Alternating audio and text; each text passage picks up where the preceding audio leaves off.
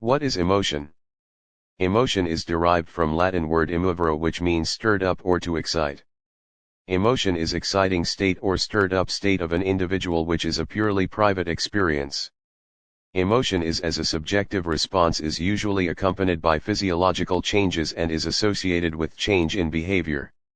According to the American Psychological Association, APA, emotion is defined as a complex reaction pattern, involving experiential, behavioral and physiological elements. Nature and characteristics of emotions. Emotions are universal. Emotions are unique or personal. Emotions rise abruptly but inside slowly. Emotions are product of our perceptions. Same emotion can be aroused by a number of different stimuli, objects, or situations. Emotions bring about physiological and psychological changes in the organism. Which emotion has certain definite muscular and overt behavior? Kinds of emotions. Positive emotions. Positive emotions are the pleasant emotions which are beneficial or helpful for an individual. For example, happiness, joy, curiosity.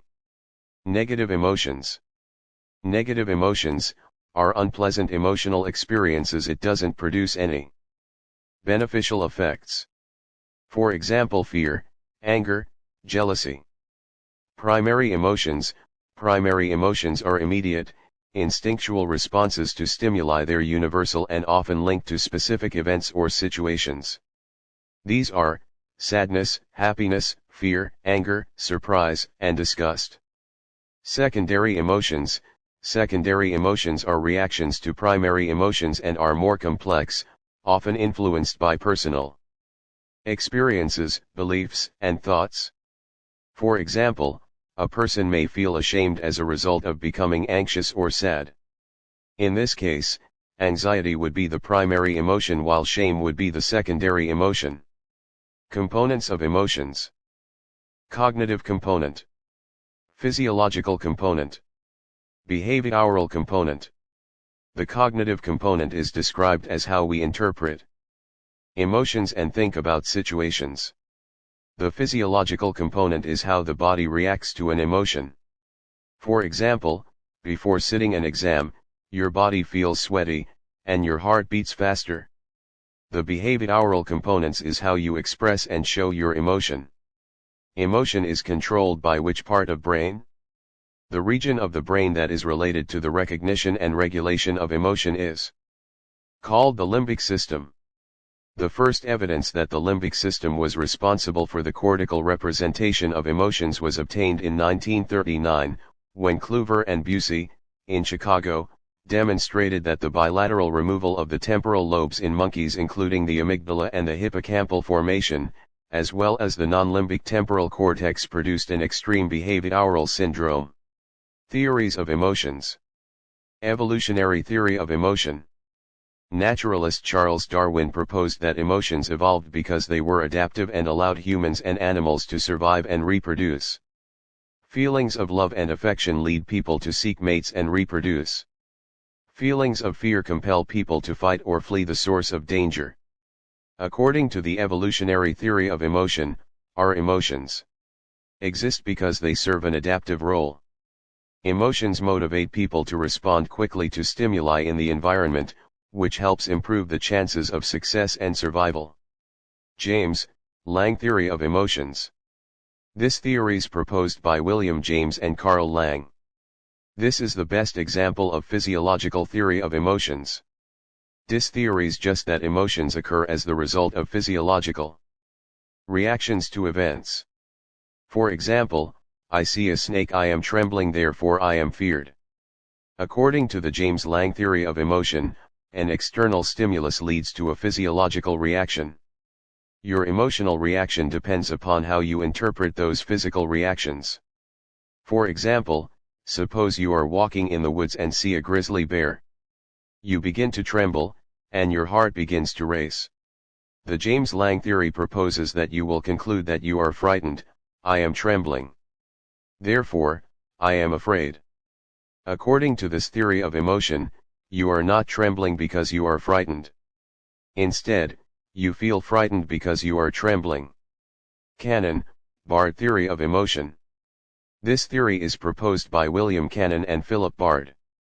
According to this theory, the emotional experience and physiological experience for bodily changes both are independent of each other.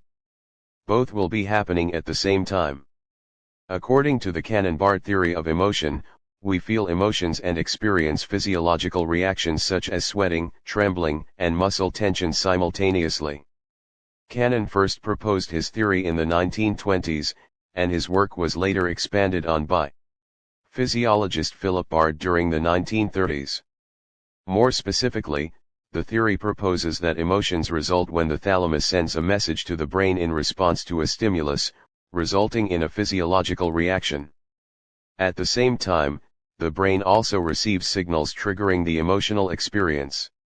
Cannon and Bard's theory suggests that the physical and psychological experience of emotion happen at the same time and that one does not cause the other. Schachter-Singer two-factor theory of emotions. This theory is proposed by Stanley Schachter and Jerome Singer. The monster experience is a result of our cognitive label or cognitive appraisal. As a result of cognitive appraisal, situation and body arousal, we experience the emotion. For example, if you experience a racing heart and sweating palms during an exam, you will probably identify the emotion as anxiety. If you experience the same while seeing a snake, you might interpret the situation as fear. The Schachter-Singer theory is a cognitive theory of emotion that suggests our thoughts are responsible for emotions. Like the Cannon-Bard theory, the Schachter-Singer theory also suggests that similar physiological responses can produce varying emotions. For example, if you experience a racing heart and sweating palms during an important exam, you will probably identify the emotion as anxiety. If you experience the same physical responses on a date, you might interpret those responses as love, affection, or arousal. Cognitive appraisal theory. According to appraisal theories of emotion, thinking must occur first before experiencing emotion. Richard Lazarus was a pioneer in this area of emotion, and this theory is often referred to as the Lazarus theory of emotion. The cognitive appraisal theory asserts that your brain first appraises a situation, and the resulting response is an emotion. According to this theory, the sequence of events first involves a stimulus, followed by thought, which then leads to the simultaneous experience of a physiological response and the emotion. For example, if you encounter a bear in the woods, you might immediately begin to think that you are in great danger.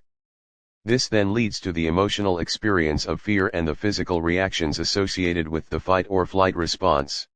Thank you for watching. Subscribe to Quick Psychology for more audio lectures and PowerPoint presentation on psychology.